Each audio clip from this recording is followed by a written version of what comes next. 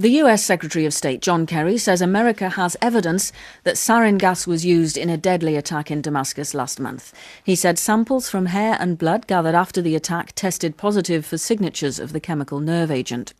The US claims that more than 1,400 people died in the attack, and it says that the missiles carrying the nerve gas were fired from areas controlled by the Syrian government. President Assad's administration denies responsibility and blames the rebels. President Obama has called for a military response, but he now says he wants the support of Congress for such action. Let's speak to Patrick Cockburn, a Middle East correspondent at The Independent, who's recently returned from Syria, and Nabila Ramdani, a journalist who worked extensively in Syria up to the Arab Spring and who this weekend wrote an article for The Observer on the way forward for the country. Welcome to the programme, both of you.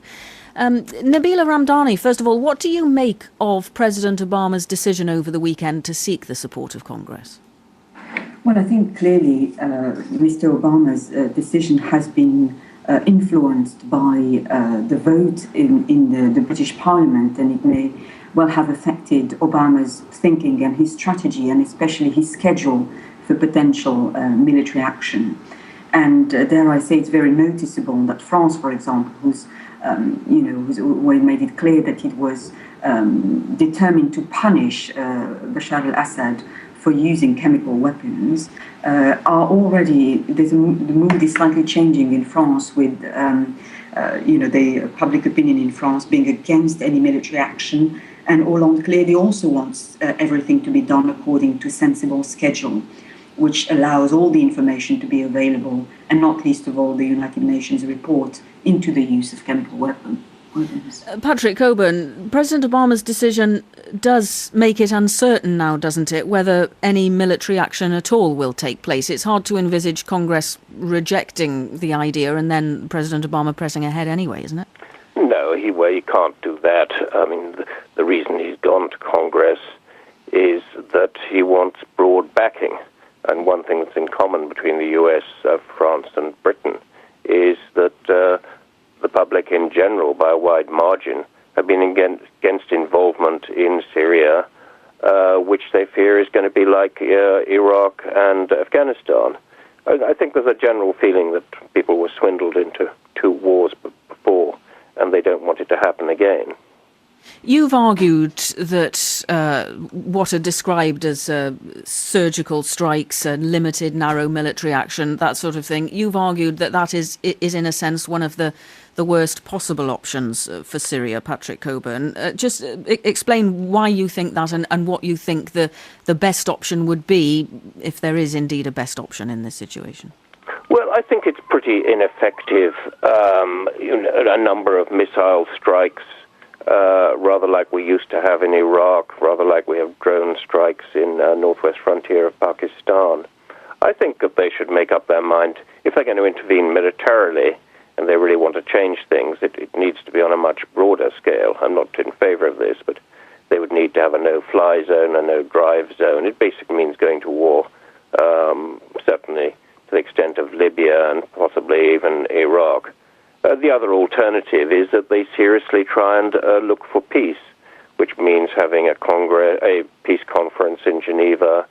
It means that the Iranians would have to be invited because they're a major player. And I don't think in this situation you can have long-term solutions. There's too much hatred, too much blood. But I think you might have a ceasefire policed by the UN, and then maybe you could move forward from that. But that's what Syria needs at the moment, is a reduction in the violence, which is at the moment shows no sign of ending, and we're caught in a stalemate. So we need an end to the present appalling situation.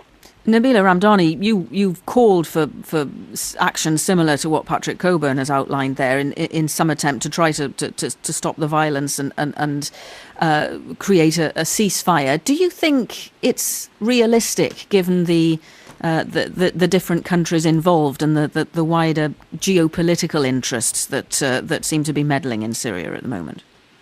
Well, I do agree with Patrick Cockburn that there's no such thing as a surgical strikes, and I find this term extremely cynical, in fact. given the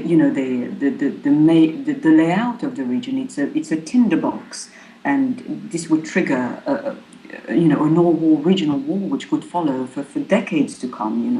Neighboring Lebanon, was involved in a civil war which lasted for 15 years, and if you involve all the alliances at stake, Iran backing up Syria, militant groups like Hezbollah as well, Russia, of course, who's provided most of the stockpiles of chemical weapons to his ally Assad. It could trigger war by proxy, which could see no end. But I do also think that an option that has been overlooked so far is criminalizing Assad, criminalizing him at the International Criminal Court, establishing the fact that he's a war criminal, and indeed set up extraordinary war tribunals to deal with him.